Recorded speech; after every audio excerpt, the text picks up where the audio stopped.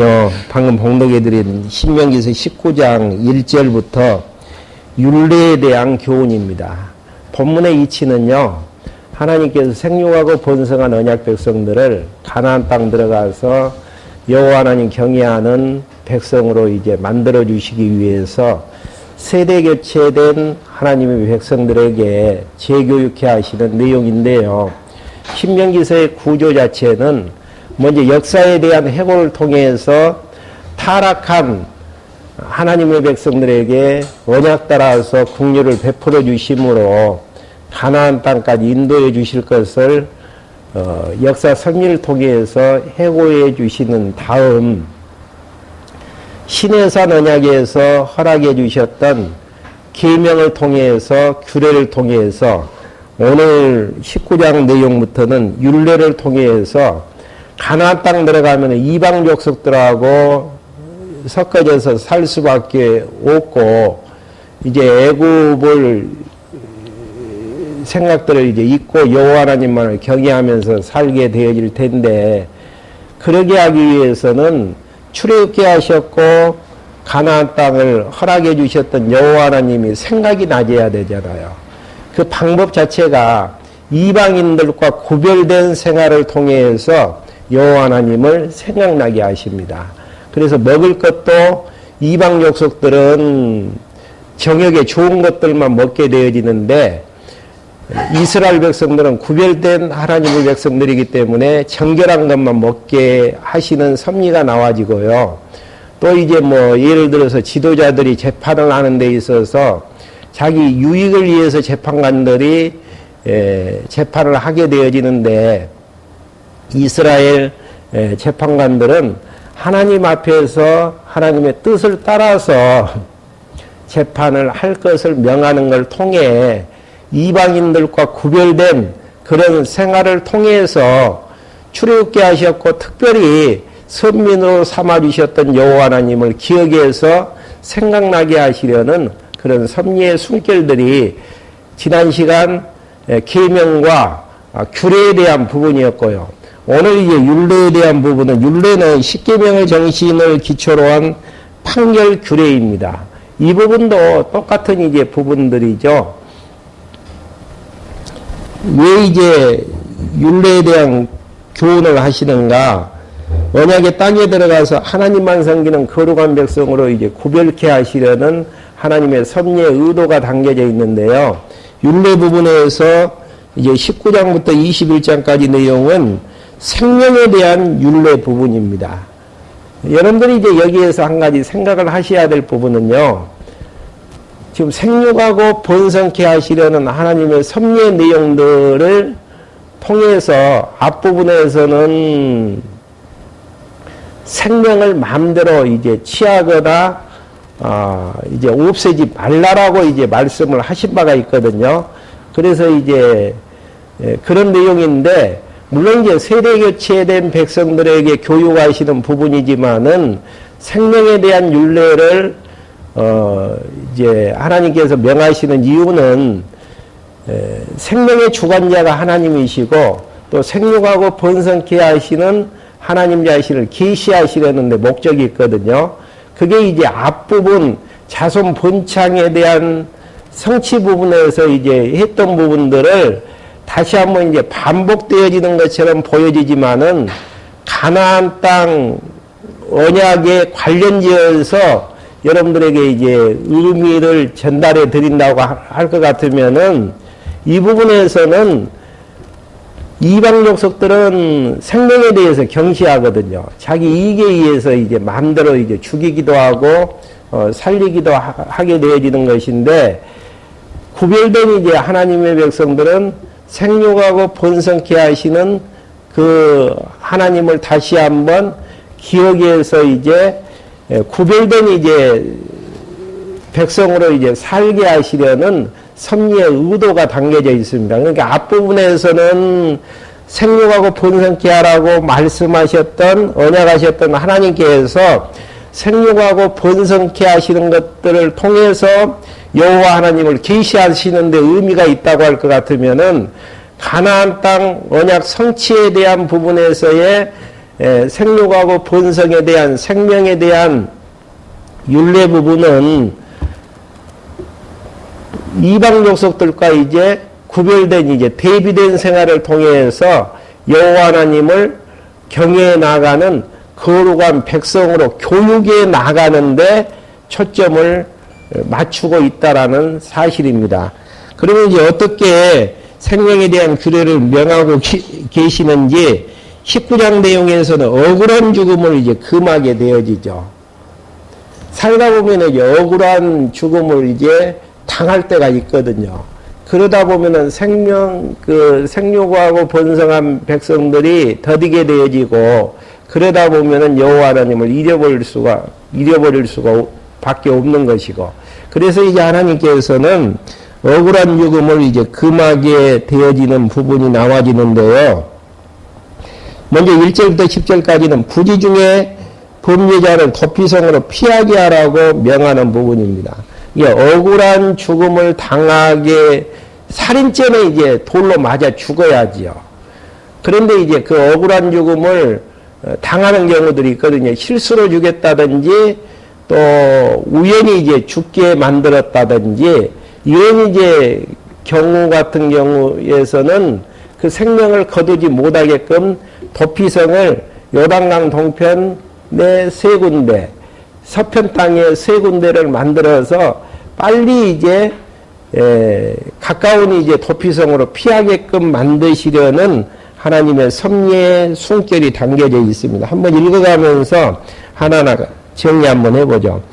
내게 주시는 땅의 민족들을 여호와 내 하나님께서 멸망시키셔서 내가 그 땅을 차지하고 그들의 성읍과 집에서 살 때에 너는 여호와 내 하나님께서 내게 차지하라고 주신 그 땅 가운데에서 성읍 셋을 너를 위하여 따로 구별하고, 너는 너를 위해 길을 내고 여호와 내 하나님께서 내게 유업으로 주신 내 땅을 세 구역으로 구분하여 모든 살인자가 그곳으로 도피할 수 있게 하여라.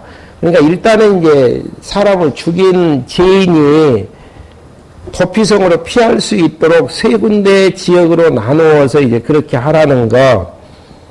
그러면서 4절부터 내용은 4절부터 7절까지는 새 성읍으로 도피한 살인자가 살 수 있는 경위에 대해서 이제 설명하는 부분이죠.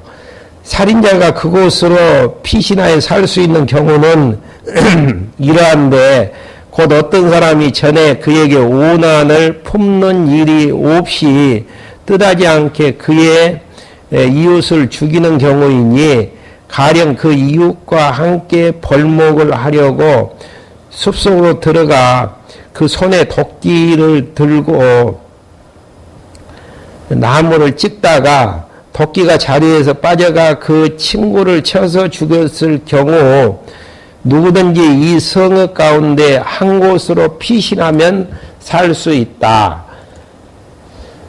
살인자가 전에 그 이웃을 미워하지 않았으므로 죽음의 심판을 받지 않아도 되는데, 피에 대하여 보복하는 자가 그 마음에 화가 일어나서 살인자의 뒤를 추격했을 때에 그 거리가 멀어서 붙잡아 죽이는 일이 없도록 하려고 내가 너를 위하여 성읍 셋을 구별하라고 내게 명령한다. 그러니까 지금과 같으면은 형사적인 용어는 과실치사죠. 실수로 이제 죽였다든지, 도저히 이제 오난 관계가 없는데 이제 도끼를 가지고 벌목을 하는 과정 속에서 도끼자리에서 도끼가 빠져가지고 사람을 이제 죽게 되어졌을 때에 유가족들이 이제 흥분할 것 아니겠어요. 그래서 이제 쫓아와서 이제 죽이려고 하지 못하도록 그렇게 이제 하라는 의미로 이야기를 하게 되어지는 부분이고요. 8절부터 10절까지는 이제 새 성읍 외에 새 성읍을 더 구별하여 무죄한 피를 흘림이 없게 하라는 내용으로 이제 8절부터 이제 이야기를 하게 되어집니다.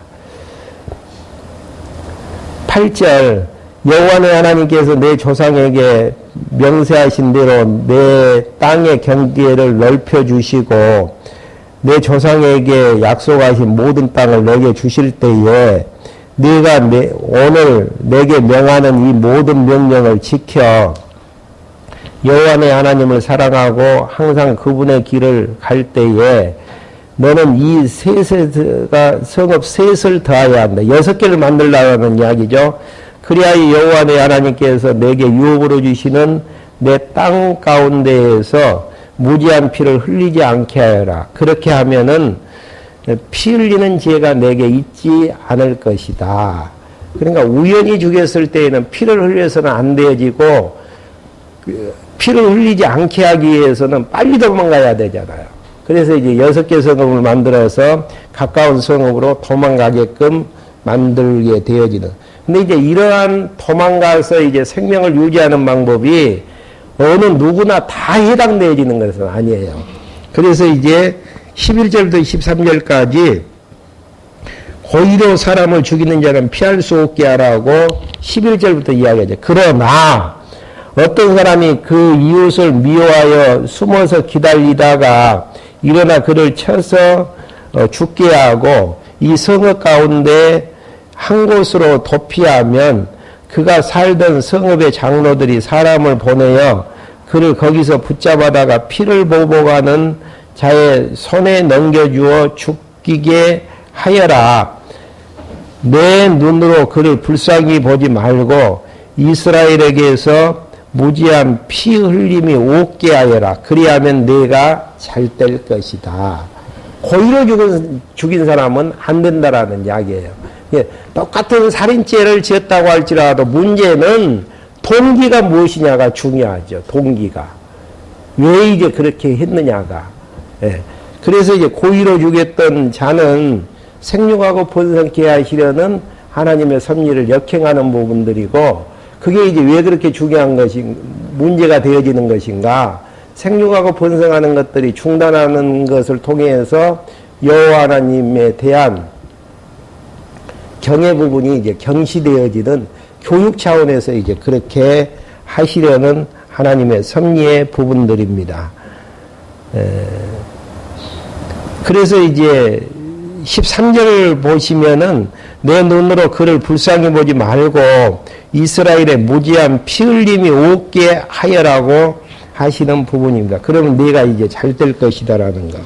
여호와 하나님을 경외하는 데에서 잘 되게 되어지는 부분들이죠. 그러면서 14절 내용에서 여호와의 14절은 기업된 소유의 땅에 경계표를 이동하지 말라라는 거.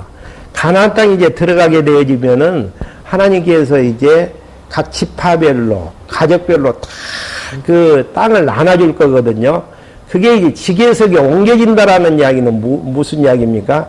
욕심을 취하기 위해서 그렇게 되어진다라는 이야기고 그렇게 되어지다 보면은 지계석을 설정해 주신 가나안 땅을 주신 여호와 하나님에 대해서 잊어버릴 수밖에 없고 경외를 소홀히 할 수밖에 없는 그런 부분들이죠. 그래서 이제 그것을 차단하게 한 부분들입니다. 여호와의 하나님께서 내게 주시어 차지하게는 그 땅, 곧 내가 받은 내 유업의 땅에서 조상들이 정해 놓은 내 이웃의 경계표를 옮기지 말라라는 거. 이런 부분도 이제 재교육 차원에서 해나가시는 이제 부분들이죠. 그러면서 이제 15절부터 21절까지는 형제에 대하여 위증하는 자는 꾀한 대로 갚으라고 이야기하는 부분입니다. 위증이 많다라는 이야기는 무슨 이야기죠? 진실이 조금씩 이제 사라진다라는 이야기고, 역사적인 사실이 이제 거짓으로 이제 변모되어져서 전파된다라는 그런 부분들이죠.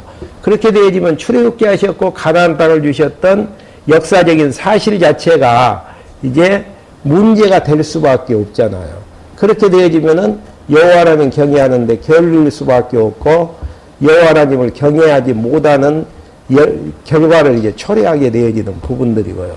그래서 이제 재교육 차원에서 위증죄를 이제 엄하게 이제 다스리게 되어지는. 15절 한번 봐보시죠. 사람이 범한 모든 죄에 대하여는 어떤 악이나 죄에 대해서도 증인을 하나만 세우지 말고 두 증인의 증언이나 세 증인의 증언으로 그 사건을 확정하여라. 어떤 재판건이 있었을 때에 문제 시시비비를 가리는 데에서 증인 한 사람 세워가지고는 안 된다라는 이야기예요. 몇 사람요? 두세 사람을 세우라는 거예요. 왜 그러냐면은 정확한 진위 여부를 가려서 억울한 일을 당하지 않도록 사형당해서 죽을 수도 있잖아요. 그러다 보면 이제 하나님의 섭리 자체가 문제가 되어질 수가 있단 말입니다. 그렇게 되어지면은 이제 여호와 하나님에 대한 인식이 이제 사라지던 계기가 되어지죠. 그래서 이제 16절, 만약 거짓 증인이 어떤 사람에 대하여 그가 죄가 있다고 증언하면 소송하는 두 사람이 여호와 앞에 나와 당시에 재판장과 제사장과 재판관들 앞에 서야 하고 재판관들이 자세히 조사해 그 거짓 증인이 그 상황에 대하여 거짓 증인한 것으로 판명나면 너는 그 증인을 형제에게 하려고 하는 대로 그에게 해주어 내 가운데에서 그런 악한 일을 제거하여라. 그리하면 남은 사람들이 듣고 두려워하여 다시는 이런 악한 일을 내 가운데에서 행하지 않을 것이다. 그러니까 왜 이제 두세 명의 증인을 세우고 위증을 막으려고 하냐면은 20절 나오는 것처럼 남은 사람들이 듣고 두려워하여 다시는 이런 악한 일을 내 가운데에서 행하지 않게 하려는 것입니다. 자칫 잘못 생각하면 정의사의 구현에 이제 세상을 만들려고 하는 것처럼 보여지지만 아니에요. 이방 족속들은 자기 유익에 의해서 재판을 만들어 해버리거든요. 근데 이제 그것과 대비해서 하나님이 택한 하나님의 선민들은 하나님께서 공정하게 해주시는 이런 부분들을 통해서 여호와 하나님을 기억해서 경외케 하시려는 위증죄를 이제 막게 하시려는 부분들이죠. 그래서 이제 나왔던 이야기가 21절 내용이죠. 내 눈으로 불쌍히 보지 말고 생명은 생명으로 눈은 눈으로 이는 이로 손은 손으로 발은 발로 갚아라. 무서운 법이죠. 율법이죠. 이런 것들이 무서운 것처럼 보여지지만은 결국은 여호와 하나님을 경외하는 한 방편으로 재교육해 하시는 하나님의 섭리의 부분들이 담겨져 있습니다. 그러니까 여러분들이 이제 성경을 해석에 들어갈 때에 항상 위의 주제에서 성경을 의미 분석을 하는 게 필요합니다. 의미라는 게 뭡니까? 그 사건이나 그 말이 담고 있는 깊은 뜻, 생각을 이야기하는 부분들이죠. 그래서 이제 왜 이제 하나님께서 율례에 대한 교훈을 하시는가? 서론에서 말씀해 드렸잖아요. 율례에 대한 교훈의 상위 주제는 재교육에 있는 것이죠. 왜 재교육을 하시는가? 지금 어디서 재교육을 하시죠? 요단강만 건너가면은 가나안 땅 들어가는 바로 이제 요단강 동편에서 모세를 통해서 교육해 하시려는 하나님의 섭리의 부분들이죠. 그러니까 왜 이것은 하고 저것은 하지 말라라고 이야기를 하고 눈은 눈으로 이는 이로 발은 발로 갚아라고 무자비한 방법으로 도저히 사랑개명하고는 좀 배치되어지는 부분들이죠.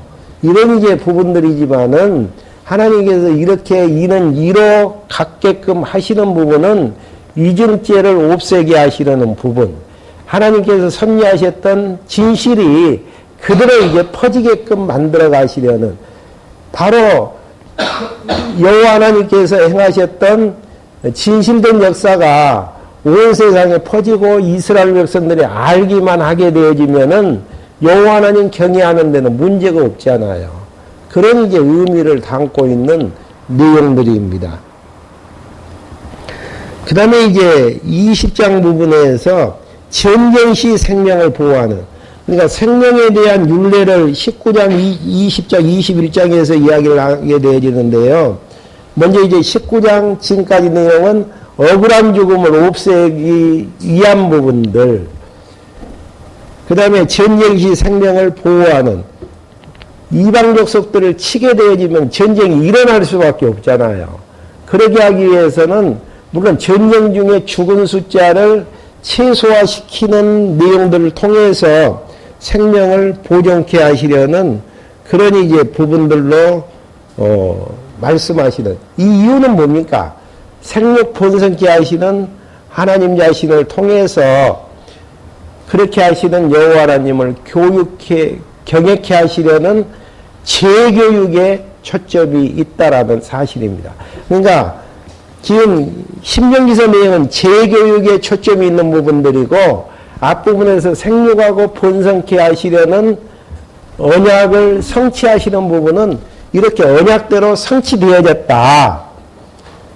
그래서 하나님은 여호와이시다. 여기에 이제 초점을 맞추시려는 좀 성격적인 차이는 있어요. 어디에다 이제 초점을 교육에 맞추느냐, 여호와 하나님을 경외하는 교육 쪽에 맞추느냐, 언약하셨으니까 진짜 언약대로 성취가 되어지느냐의 내용들은 앞부분에서 이제 열거했던 부분들이고요. 좀 성격적인 차이는 있습니다.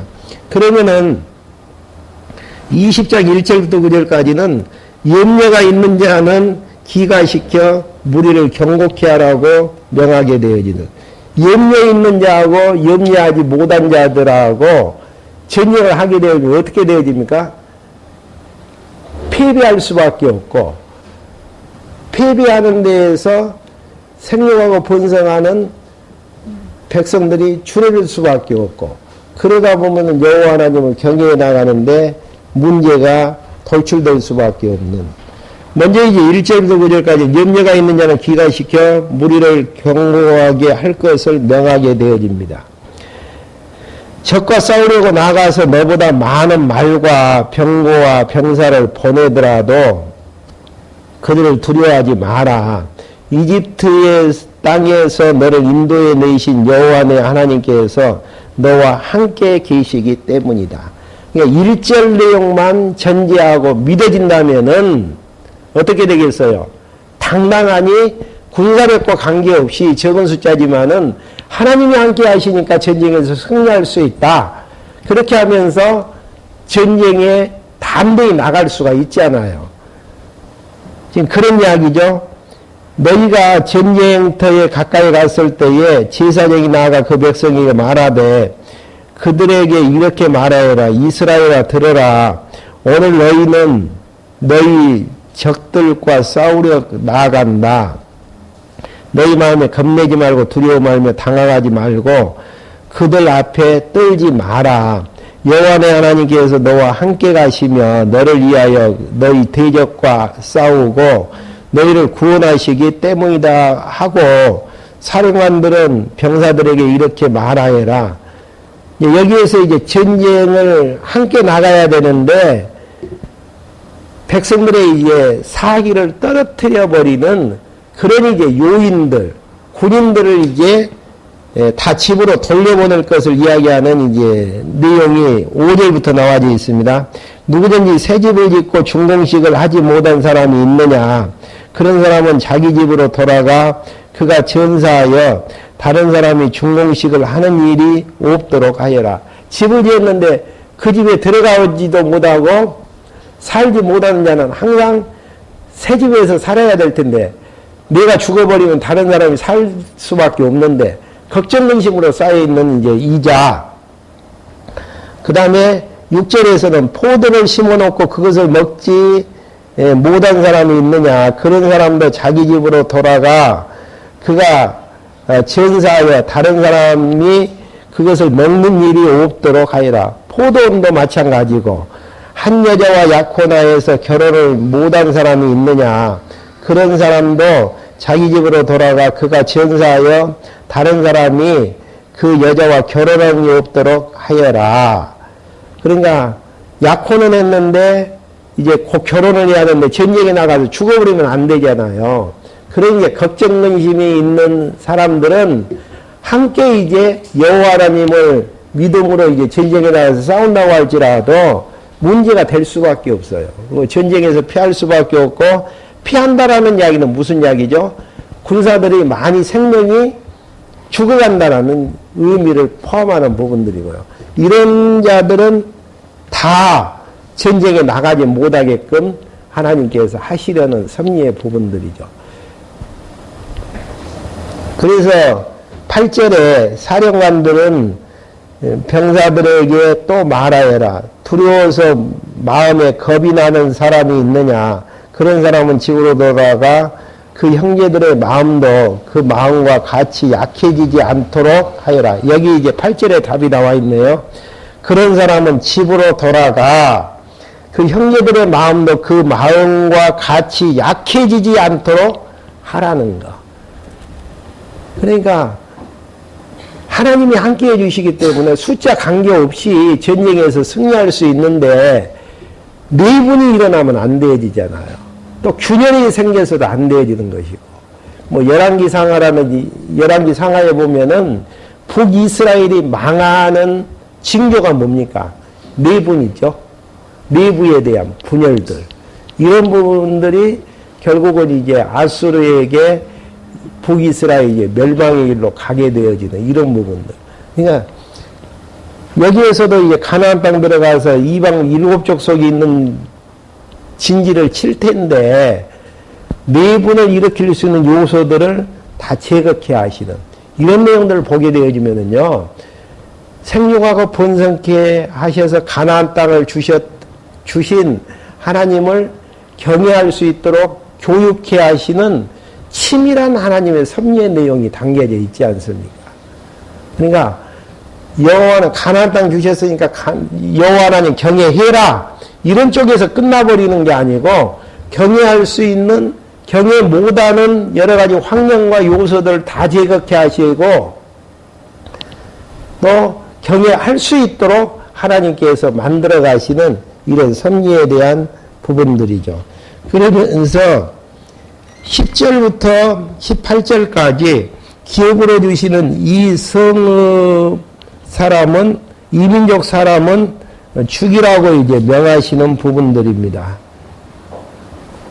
10절 한번 봐보시죠.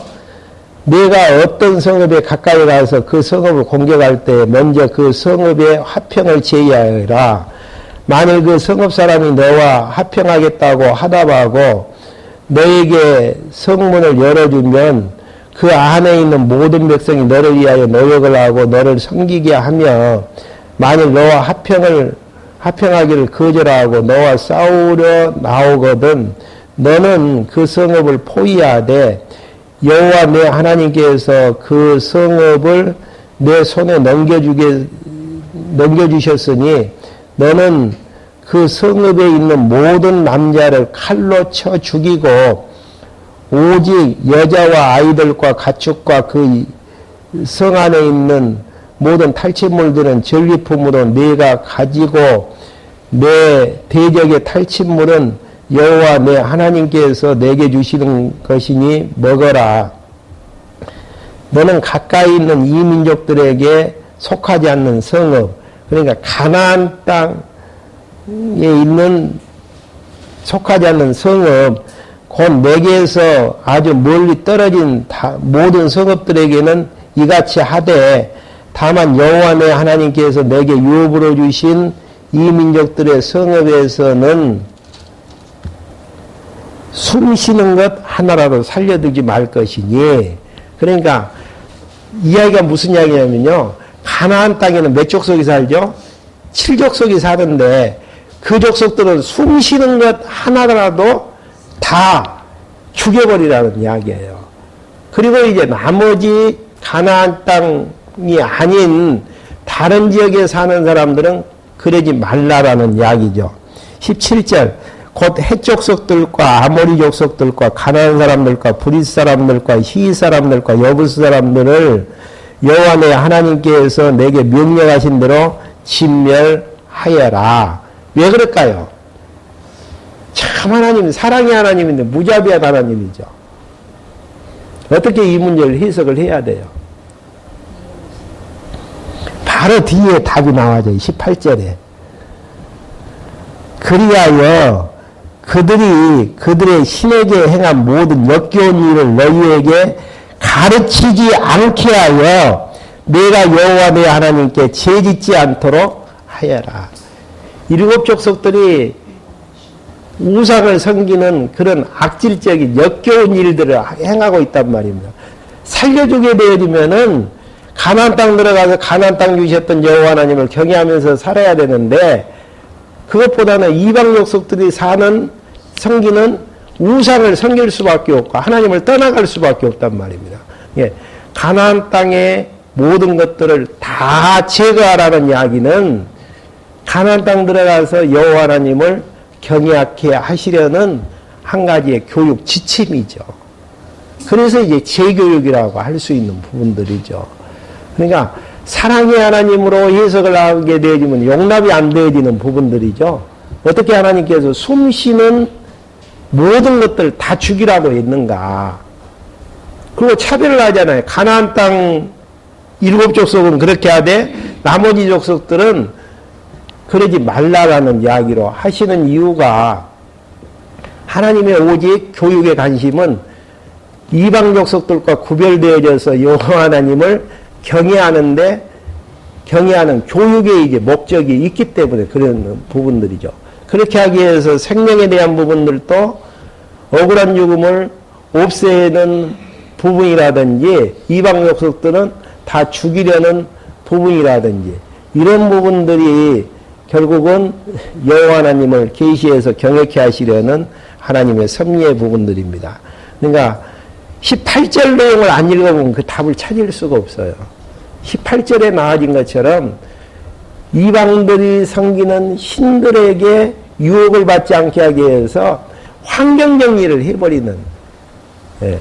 그러니까 우리도 이제 여호와 하나님을 잘 섬기게 하시려면은 환경을 이길 수 있도록 신앙을 성숙해 하시든지, 안 그러면 신앙이 어리다면은 주변 정리를 해주는 것들이 참 필요한 부분들이죠. 주변 정리가 안 되어지면은 거기에 넘어갈 수밖에 없어요. 왜 그러냐면은 육체의 소욕을 가지고 있기 때문에 합리적이고 이성적인 부분에 이제 넘어가질 수밖에 없는 부분들이죠. 그 다음에 19절부터 20절까지 전쟁 시에 필요한 것 외에는 수목을 베지 말라라고 이야기하는 부분들이죠. 왜 수목을 베지 말라라고 이야기를 했는가? 19절, 내가 어떤 성읍을 점령하려고 오랫동안 포위하여 그것을 쳐서 공격할 때에 거기 있는 나무를 도끼로 마구 찍지 마라. 왜 이제 도끼로 마구 찍지 말라고 했는가? 사람은 숨 쉬는 것까지 다 죽이라고 했는데, 이 부분이 지금 20장 부분이 지금 위에 있는 상위 주제가 뭐죠? 생명에 대한 윤례 부분이죠. 생명하고 밀접한 관계가 있다라는 이야기입니다. 그러니까 수목을 찍지 말라는 의미는 자연보호를 위해서 하는 건 아니에요, 지금. 자연보호주의자들이 이야기하는 것처럼 그러는 내용이 아닌데, 그 이유는, 그것은 후반부입니다. 그것은 내가 먹을 수 있기 때문이다. 너희는 그 나무를 베지 마라. 밭의 나무가 사람이냐, 들판의 나무가 너가 포위하던 사람이냐. 다만 먹을 수 없는 나무는 내가 알고 있으니 그 나무는 내가 찍어베어서 너와 싸우는 성읍을 점령할 때까지 그 성읍을 대항하는 기구로 사용하여라. 전쟁이 이제 길다 보면은 먹을 것이 떨어질 수도 있잖아요. 그러다 보면은 전쟁에서 이제 패할 수밖에 없는 부분들이고, 먹을 수 있는 수목은 찍지 말라라는 거. 다 먹고 생명을 유지할 수 있는 부분들이기 때문에, 이런 방식으로 위에 있는 주제, 생명에 대한 규례 쪽에서 이 내용들이 정리가 안 되어지면은 자연보호 운동가들하고 만난다니까요. 그러잖아요. 나무 찍지 말라라는 거. 2개월만 띄어가지고 하면은 그런 의미로 산출될 수가 있죠. 근데 지금 생명의 윤례를 이야기하는 부분에서 지금 열매 맺는 과목은 찍지 말라라는 거. 왜? 전쟁 시에 먹을 수 있는 나무이기 때문에. 내 생명을 위해서 그렇게 하라는 의미로 이야기하는 내용들이죠. 그 다음에 이제 21장 내용에서는 범죄자 생명을 대속해 하시려는, 살다 보면은 하나님을 거역하고 범죄할 수밖에 없잖아요. 그러면은 이제 범죄자로 살게 되어지면은 불결한 백성으로 이제 살 수밖에 없는 것인데, 범죄자의 죄를 이제 대속해 하시는 내용들을 통해서 결국은 이제 생육하고 이제 번성케 하시려는 하나님의 이제 섭리의 거룩한 백성으로 이제 만들어 주시려는 하나님의 섭리의 부분들이 담겨져 있습니다. 먼저 이제 1절부터 9절까지는 무죄자의 피 흘리는 죄를 송아지로 대신 속하라고 명하는 부분들입니다. 여호와의 하나님께서 내게 주셔서 차지하게 하는 땅에서, 그러니까 21장 1절이라든지 19장 1절 내용에 보면은 공통된 내용이 있죠. 여호와의 하나님께서 내게 주셔서 차지하게 한 땅에서 누가 쳐서 죽였는지 알 수 없는 시체가 들에 엎드려져 있는 것을 발견하거든. 누가 죽였는지는 모르는데 시체 항구가 이제 있다라는 이야기예요. 그랬을 때에는 내 장로들과 재판관들이 나아가서 그 시체 주위에 있는 성읍들끼리 거리를 침략하여 그 시체에서 가장 가까운 성읍의 장로들은 일한 적이 없는, 그러니까 왜 가까운 성읍의 장로들이 그 시체를 수습을 해야 됩니까? 여러 성읍 중에서 가깝다라는 것은 살인죄를 범한 범죄자가 그 성읍에 있을 수 있는 확률이 많다라는 이야기예요, 지금. 가깝다라는 이야기는. 그래서 어떻게 이제 속죄제를 드려야 되는가? 멍에를 메어 보지 않는 암소 한 마리를 끌고 와서 물이 항상 흐르며 가라지 않고 식물을 심지 않은 골짜기로 끌고 내려가 그곳에서 암소의 목을 송아지의 목을 꺾어라. 내 제사장들도 그곳에 갈 것이니 그들은 여호와 내 하나님께서 선택하셔서 그분을 섬기며 여호와의 이름을 축복하는 일을 맡은 사람들이기 때문이다. 모든 논쟁과 분쟁이 그들의 입에 달려있다. 그러니까 내인 제사장들까지 이제 거기 가서 그 일들을 이제 해결하고 판결을 해야 된다라는 이야기죠.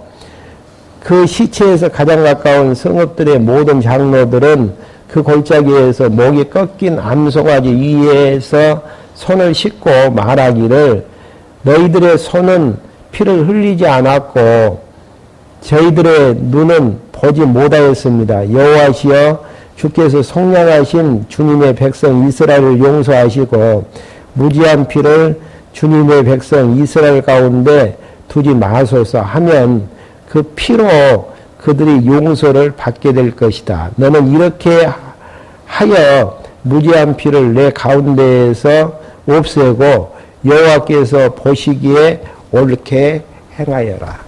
그러니까 누군가 이제 시체가 있으면 불결하게 되어지는 것인데 그걸 이제 가나안 땅에서 제약에 대해서 무지한 자로 이제 만들게 하시려는 섭리의 부분들이죠.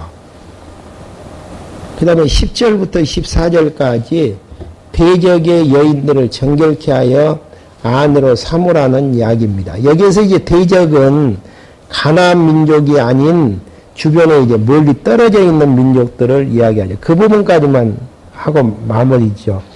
내가 내 적군과 싸우러 갈 때에 여호와 내 하나님께서 적군을 내 손에 주셔서 내가 그들을 사로잡게 되어졌을 때에 그 포로 가운데 영모가 아름다운 여자를 보아 그 여자가 마음에 들면 그 여자를 내 아내로 삼아도 된다. 너는 그 아내를 내 집으로 데려가 가서 그 머리를 밀고 손톱을 깎고 그 여자가 입고 있는 포로의 옷을 벗게 하고 내 집에 살면서 그 부모를 위하여 한 달 동안 애고하게 한 후에 내가 그 여자에게 들어가 그 여자의 남편이 되고 그 여자는 내 아내가 될 것이다. 그게 그 여자가 내 마음에 들지 않으면 그 여자의 마음대로 가게 하고 결코 돈을 받고 그 여자를 팔지 마라. 내가 그 여자를 욕되게 하였으므로 그 여자를 돈 받고 팔아서는 안 되고 종처럼 취급해서는 안 된다. 그러니까 일곱 족속가 전쟁에서 이제 여자가 포로가 되어졌을 때는 죽여야 되지만은 그 외에 이제 멀리 있는 자는 아내로 삼으라는 거. 아내로 삼는다라는 이야기는 무슨 이야기예요? 바로 생육하고 번성하는 내용하고 이제 연결되어지는 의미를 가지고 있는 부분들이죠. 그러니까 생명에 대한 부분들을 관리하는 부분들은 생육하고 번성케 하시려는 섭리의 부분들이고요. 생육하고 번성하는 그런 일들을 통해서 여호와 하나님을 잊어버리지 않고 경외케 하시려는 교육에 이제 초점을 맞추고 있는 부분들이고요. 그 다음에 자손 언약 성취의 부분에서는 언약하시고 언약대로 이루어지시는 거기에 이제 강점, 초점이 있다라는 사실. 이게 성격상 좀 초점 맞추는 게 같은 내용으로 보일 수가 있지만은 어떤 분들이 이제 그렇게 질문할 수 있잖아요. 왜 생육하고 번성하는 부분이 가나안 땅 정복에서 나와지느냐. 그렇게 질문할 수 있잖아요. 제가 이제 제 자신에게 질문을 한번 던졌던 부분들이에요. 이런 부분은 교육의 목적을 가지고 이야기하는 부분들하고 언약에 있으니까 언약대로 성취하시는 역사섭리에 초점을 맞추는 부분들하고 이제 그렇게 이제 구분을 하면은 명쾌하게 이제 답을 내릴 수 있겠더라고요. 다음 시간에 18절부터 15절부터 미운 장자라도 장자의 기업을 주라고 명하시는 부분이 이제 나와집니다. 그 내용 다음 시간에 할 수 있도록 그렇게 하겠습니다. 그 부분까지 해버리죠. 연결되어지는 아내 부분이니까요. 15절 어떤 사람이 두 아내가 있었는데 하나는 사랑을 받았고 하나는 미움을 받다가 사랑받는 아내와 미움받는 아내가 다 같이 그의 아들을 낳았다 하자.